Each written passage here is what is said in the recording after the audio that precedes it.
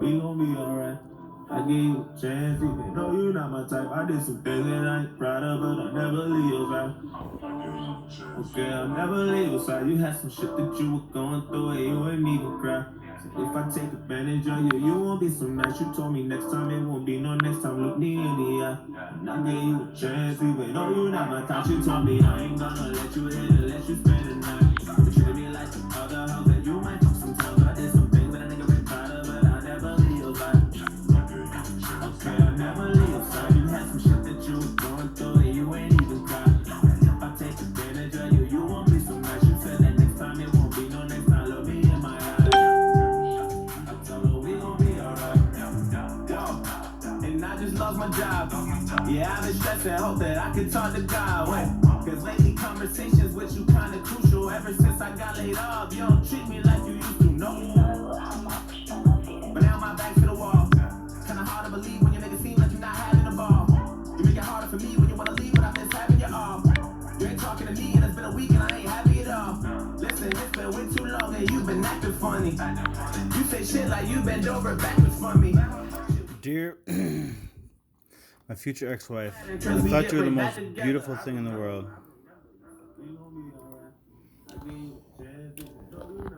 This song is out to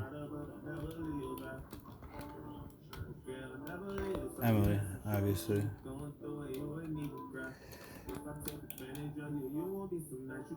Everyone's saying get over, move on, but it's tough when you really, really love somebody. I never imagined you and I, out of all people in this world, would go through something so devastating as this. In just 5 short years, we created the most beautiful memories. We climbed all the way to the top together, only to slip and fall as soon as we got there. And though I may have contributed to the fall, I tried so hard to hold on to you. My heart shattered into a million pieces. Eventually, I realized I couldn't save us. I couldn't undo what had been done. And I let you go to find your true happiness. All I ever wanted was my own family. Every day, I dreamed of falling in love with a woman, getting married, buying a beautiful home, and one day bringing our own children of joy into the world. I guess it goes without saying that you made all that feel real for me. You helped me make the most of those dreams come true. I wanted nothing more than to be the best husband, a romantic lover, the most selfless provider, and one day, the world's best dad. Our relationship wasn't perfect, but I loved you so much.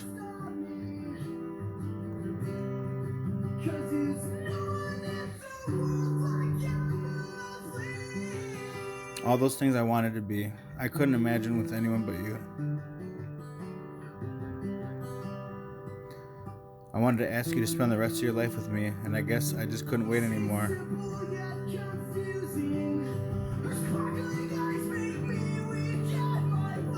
Your ring had been sitting in your dad's safe for months, sitting the nail lane, the same person who designs the rings for your show, The Bachelorette. Every time I look at it,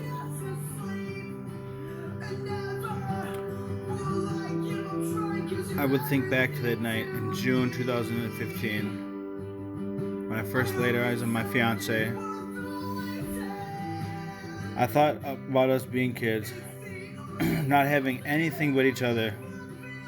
I thought about the dreams we shared.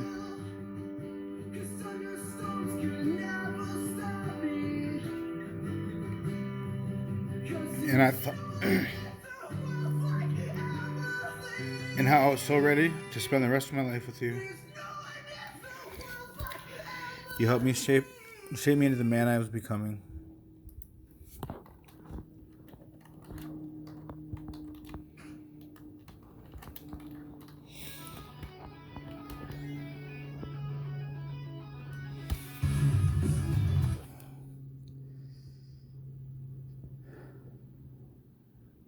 And this was a representation of my love and appreciation for you.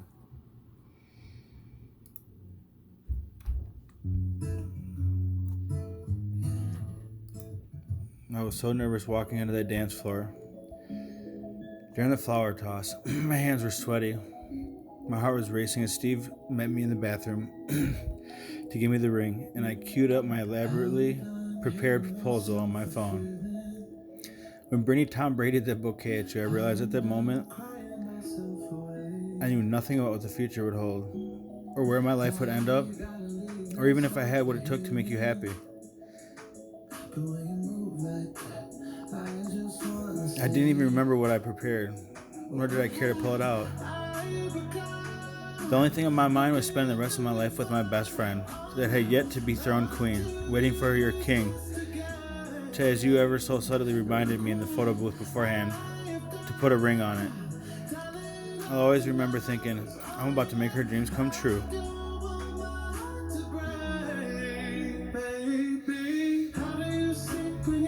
And then the look on your face when you turned around. Some days I wish I could see what you saw that night. And I was wondering if it was everything you ever wanted. The DJ lights were swirling around. Your hand was over your mouth the entire time. You were looking stunning in that cream bridesmaid dress, and you had a pimple on your forehead. I remember because you kept talking about it. I could hear Sam Smith make it to me playing with the sniffling from the surrounding spectators. But aside from that, at the moment, it was just you and me.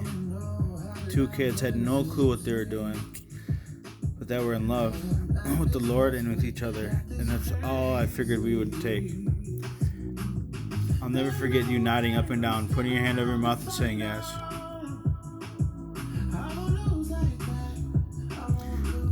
It was one of the happiest moments of my life.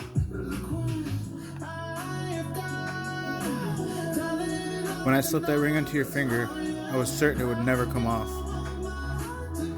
That leaves me with our wedding day, June 24th, 2016, the second greatest day of my life. I looked forward to that for 28 years, but I never imagined it to be as beautiful as it was. I was in awe of everything, the family, the friends, the beautiful purple and gold decor, skull.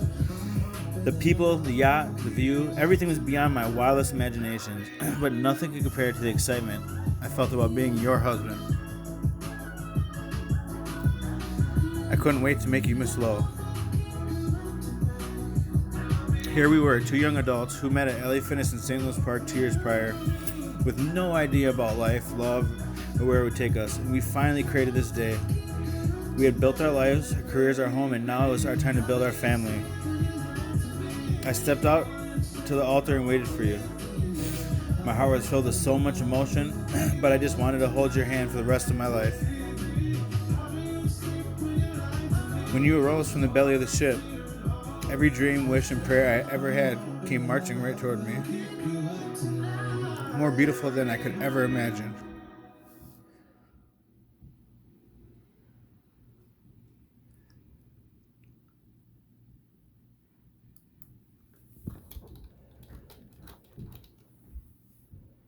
You were my best friend. I wanted so much more for the both of us. And I hope you realize that I have been standing for our marriage ever since you left. I stopped counting the days at 97, but that's when I decided to step off the boat as Peter did in the book of Matthew, giving it up to the Lord and walking towards Jesus amidst the storm. I'm still keeping my eyes on him, but I have looked away and sank at moments and let insecurities and evil divisive people let me forget who God told me you are. A good thing. I know you've said you can't stand my voice and will never reconcile.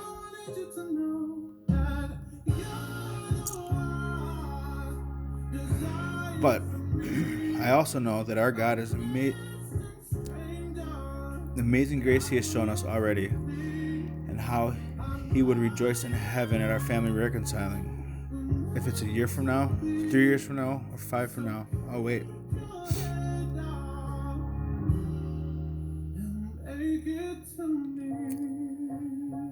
I have decided to walk in the childlike faith that my Father in heaven is a man of his word. I hope you can find it in your heart to know I never would try and take the girls from you. I never put them in a dangerous situation. I never thought you were narcissistic. You were just taking advice from one. I never cheated on you. I never meant to ignore you and what we were going through. I never chose anything over you. I never knew you were hurting and feeling like you were, and I never worried if you felt like you were failing. I was too worried about me failing for the family, and for that, I'm sorry. Sometimes, though, we have to accept the unexpected. Just because we make it about our will doesn't mean that it's truly God's will. I know that you respect your parents, and though it may seem to my recent actions and words that I don't, but we both know I always have until I feel slighted and ask God for forgiveness. I've asked for your parents' forgiveness. I've repented, not forgiving. And I'm dying to myself each day. I know based on my intuition that your father and mother were scared for your future when they heard about methamphetamine. Understandably so. Maybe they don't know the God that I know. Maybe assume that there's something more powerful than God's loving grace. The true story behind the tattoo on my chest is how God saw me through the last time substance use.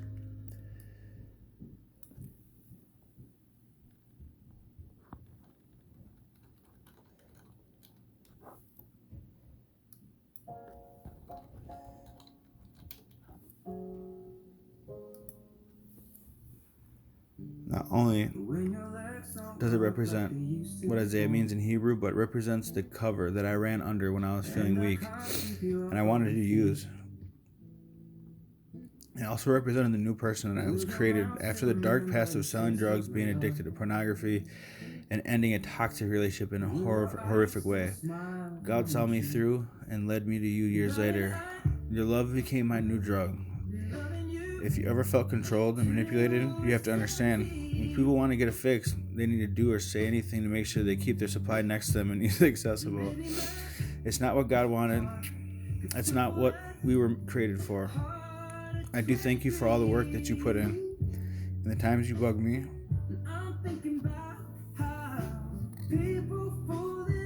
About going to church.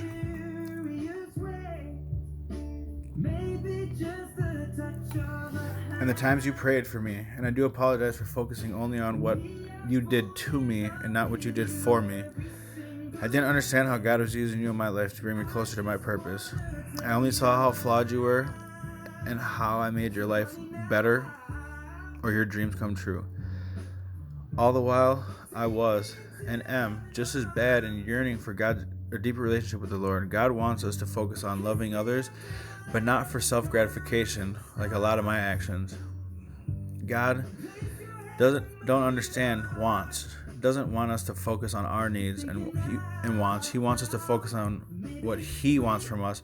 And I truly believe that this time used to work on our singleness, knowing who we are to find our purpose so that God can put us back together and we can be the true power couple that we've been called in the past. Our worlds needed to fall apart so that we can be put back together in a way they were meant to be. There's nothing more important to me than your happiness.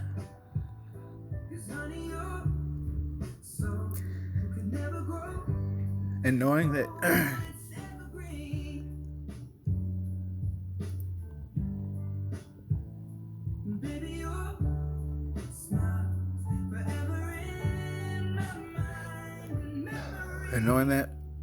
you have that means the world to me, even if I'm not responsible for it. Our lives took different paths, but I can never take away from the memories we shared. Forever and always, your Boaz, Isaiah.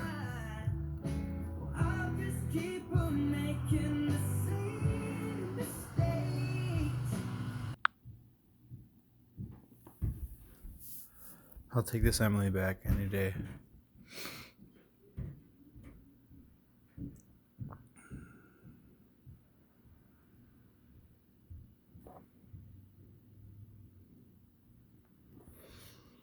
Any day.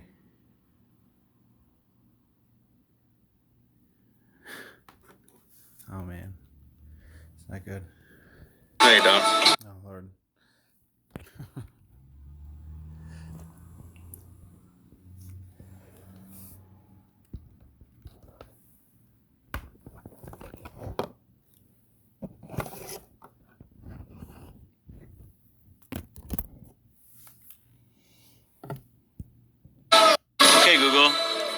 Turn your volume up a little bit. Oh, then my phone is too cold.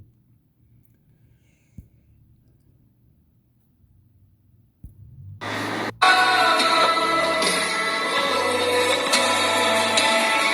on, we go with God, we sing.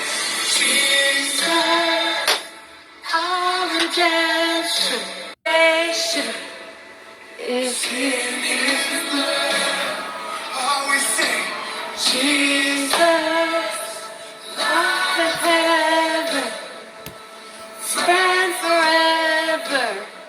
His kingdom come. So don't let your heart be troubled. Hold your head up high, don't fear no evil. Fix your eyes on this one truth. God is madly in love.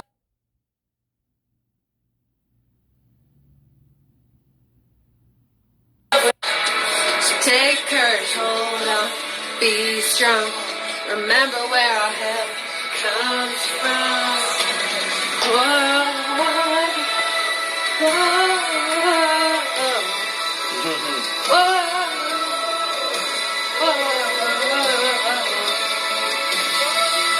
Jesus, call on the dead.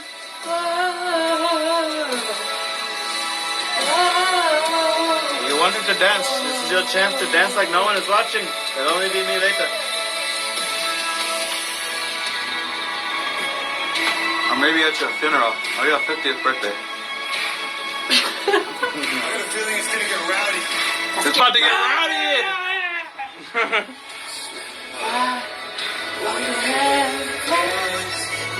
Praise grow up as the walls come down. Creation, everything with breath, repeat the sound.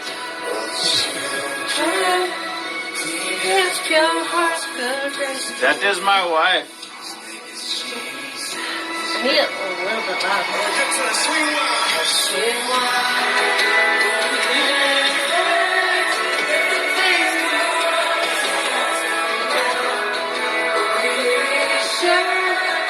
everything with breath, repeat the sound. He has pure heart's good grace, good God. His name is Jesus. Why you heavens? Let the praise go up as the walls come down. Creation, everything with breath, repeat the sound. You are the star of the show. His pure heart's good grace, good God. His name is Jesus.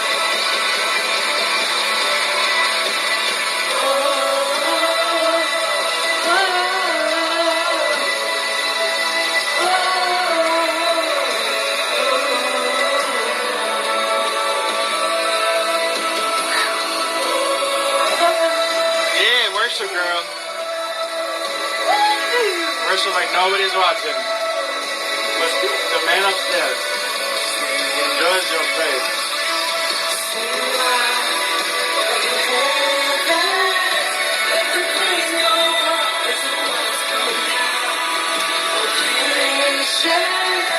Everything with breath, Oh no, the heathen is dancing. Great hands, pure hearts, good grace, good God. What's his name? Jesus. Say, turn up, Jesus. Turn up for Jesus. Our salvation is here at last. Jesus. I like your gymnastics moves. But I can't do anymore. Do a backflip to end it. Did it? I am widowed. That's what you need right there, girl. That's praising Jesus on Saturday night.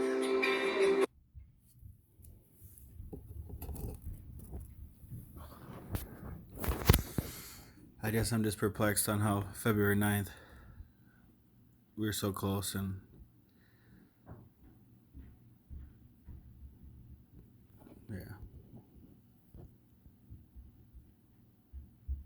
care about you. Walking on water with Jesus.